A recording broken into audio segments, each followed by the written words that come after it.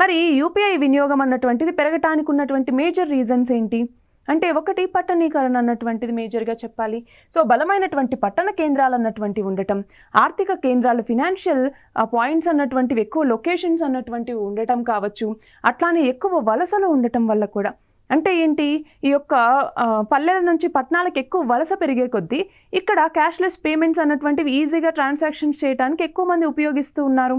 అలాగే job purpose కోసం కావచ్చు, వీటన్నింటి గురించి. అలాగే స్మార్ట్ ఫోన్ ఇంటర్నెట్ వ్యాప్తి అన్నటువంటిది పెరిగే కొద్దీ ఇప్పుడు మన భారతదేశం ఏం చేసింది, డిజిటల్ ఇండియా మన భారతదేశాన్ని డిజిటల్ వైపుగా మూవ్ చేయాలి అన్నటువంటి లక్ష్యంతో డిజిటల్ ఇండియా స్కీమ్ని తీసుకురావటం జరిగింది.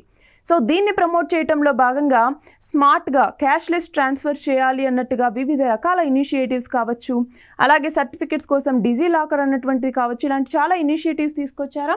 సో అలా స్మార్ట్ ఫోన్స్ పెరిగే కొద్దీ, ఇంటర్నెట్ మనకి చీప్గా అవైలబుల్గా ఉండే కొద్దీ ఆ వ్యాప్తి అన్నటువంటిది పెరుగుతూ వస్తుంది. ఈ నేపథ్యంలో మనకి క్యాష్లెస్ ట్రాన్స్ఫర్స్ అన్నటువంటివి పెరుగుతున్నాయి. అందులో యూపీఐ అన్నటువంటిది మేజర్ రూల్ని ప్లే చేస్తూ వస్తుంది. సో మనం చూస్తే చెల్లింపుదారుల్లో కూడా వచ్చేటటువంటి మార్పుని ఇది సూచిస్తుంది అనేసి మనం చెప్పచ్చు.